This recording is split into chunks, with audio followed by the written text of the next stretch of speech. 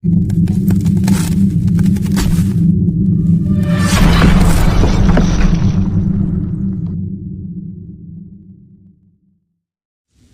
ini merupakan lanjutan kisah Dharma Yuda Garuda saat Sati datang ke ritual ayahnya. Tapi di sana dia mendengar penghinaan kepada Mahadewa dan dirinya oleh ayahnya sendiri. Sati yang marah memutuskan untuk membakar dirinya demi menjaga kehormatan suaminya dan karena kesalahannya untuk datang ke sana. Garuda berkata di hadapan semua dewa dan dewi, insiden yang tidak menguntungkan terjadi.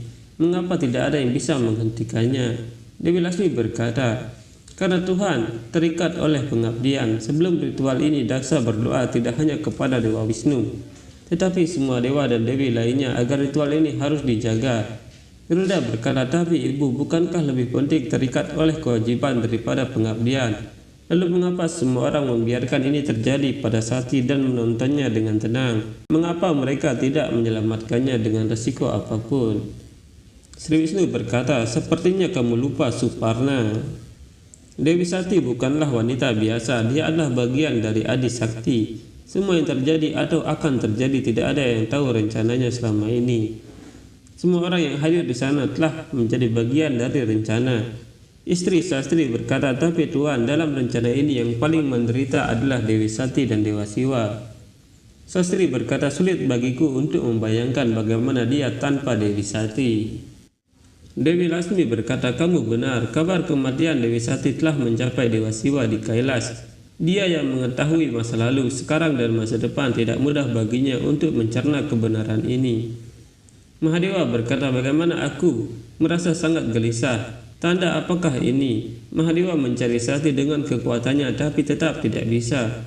Mahadewa berkata, bukan hanya mataku tapi bahkan hati nuraniku tidak bisa menemukan Sati. Bagaimana ini mungkin? Sati, kamu di mana? Tiba-tiba cuaca berubah menjadi buruk di tempat ritual Daksa. Ada suara yang berkata, bukan hanya penghinaan, tapi Sakti telah meninggal. Sekarang dunia ini akan dihancurkan. Daksa berkata, siapa itu? Siapa yang mengatakan ini? Prajurit, tangkap dia. Sri Wisnu menjadi murka dan berkata, bodoh, jika kamu masih tidak dapat mengenali suara ini, maka kamu ditakdirkan untuk dihancurkan. Tidak ada yang bisa menyelamatkanmu, bahkan aku pun tidak. Dewa Brahma berkata, kematian mendadak Sati telah membuat marah alam semesta. Dalam ciptaan ini tidak ada tempat yang bisa menyelamatkanmu, Daksa.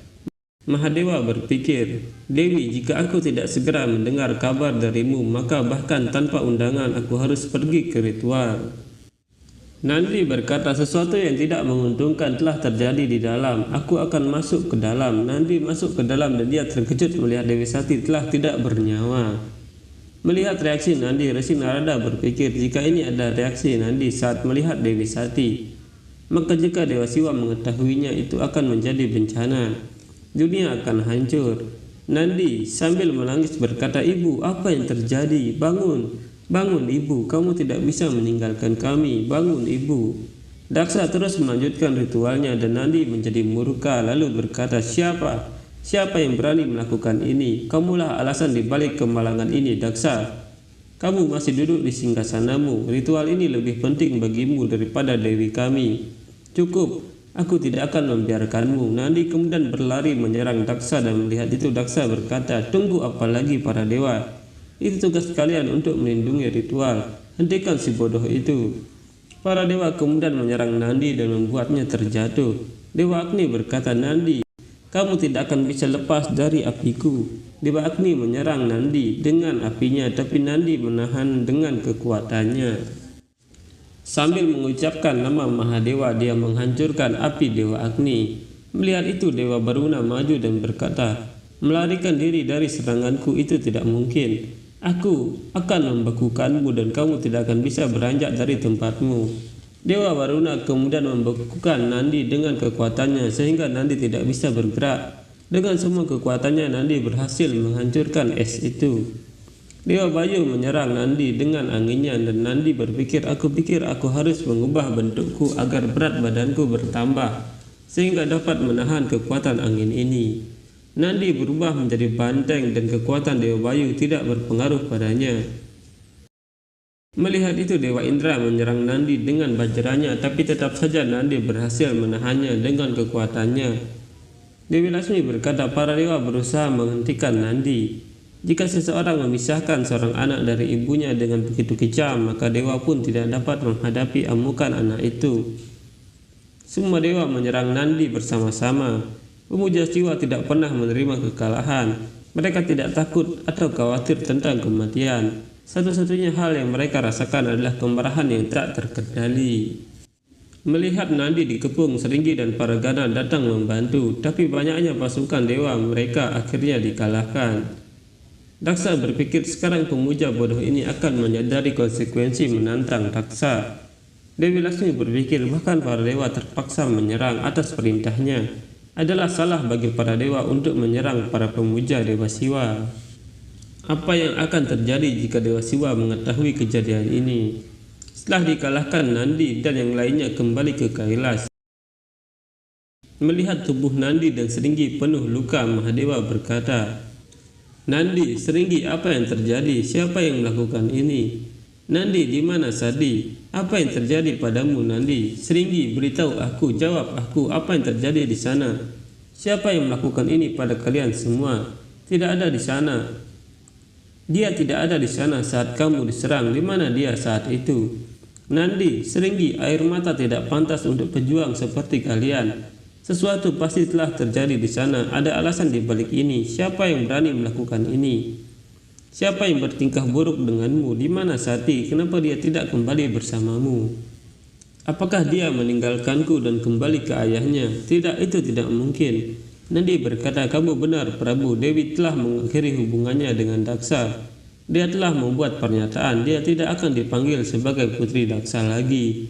Dia menyadari kesalahannya dan bertobat karena tidak mematuhimu, sehingga dia melihat Nandi terdiam lagi. Mahadewa berkata, apa Nandi? Lengkapi kalimatmu, Nandi. Apakah kamu bahkan menyadari betapa gelisahnya aku? Aku tidak dapat terhubung dengan Sati, Nandi. Aku tidak bisa memanggilnya. Jika aku tidak segera bertemu dengannya, itu akan menjadi bencana. Beritahu aku di mana Sati. Nandi berkata, ibu telah meninggalkan kita selamanya, Prabu. Mendengar itu, Mahadewa terkejut dan berkata, bagaimana mungkin? Identitas ciptaan ini yang energinya menggerakkan setiap makhluk di planet ini. Bagaimana seseorang bisa membahayakan tubuhnya? Bagaimana mereka bisa menyakitinya? Mahadewa berteriak memanggil Dewi Sati dan Dewi Laksmi berkata, seberapa besar Siwa mencintai Sati, penderitaan perpisahannya jauh lebih besar daripada itu. Dunia takut akan apa yang terjadi selanjutnya. Semua orang harus menghadapi kemarahannya. Nandi berkata, ini salah Daksa, Prabu. Dia sangat mempermalukanmu sehingga Ibu Sati tidak tahan mendengarnya. Prabu, ketika dia mengutuk kami, kami diam. Dia mengutukmu, namun kami tetap dalam batasan kami. Sekarang dia telah merenggut ibu kami dari kami, Prabu. Kebenciannya terhadapmu telah membutakannya. Dia memaksa anaknya untuk bunuh diri dan pria tak tahu malu itu duduk di sana sebagai penonton. Mahadewa bangkit dan berkata, dia pasti akan dihukum. Dia harus menjawabku untuk penghinaan istriku. Keadilan harus ditegakkan. Bentuk kemarahanku akan membawa keadilan. Mahadewa mengambil rambutnya dan melempar ke tanah. Dari rambut itu muncul sosok yang sangat menyeramkan. Dia adalah Wirabadra. Mahadewa kemudian melempar rambutnya lagi dan muncul Dewi Badra Kali. Mahadewa berkata, Wirabadra, Badra Kali, siapapun yang telah menganiaya Sati, hukum mereka dengan sangat keras, sehingga langit pun bergemuruh ketakutan. Bumi pasti bergetar. Garuda berkata, tapi ibu, aku tidak mengerti. Dewa Siwa sangat terpukul atas kematian Sati. Lalu mengapa dia tidak pergi untuk menghukum para dewa dan Daksa? Mengapa dia menciptakan Wirabadra dan Bhadrakali dari rambutnya? Dewa Wisnu berkata, karena Dewa Siwa berbelas kasih dan hatinya baik. Bahkan dalam rasa sakitnya dia memikirkan kesejahteraan orang lain. Daksa dan dewa lainnya tidak akan mampu menghadapi wujudnya yang marah. Jika Dewa Siwa secara pribadi memutuskan untuk menghukum mereka, maka kehancuran akan menghancurkan seluruh ciptaan ini dalam sekejap.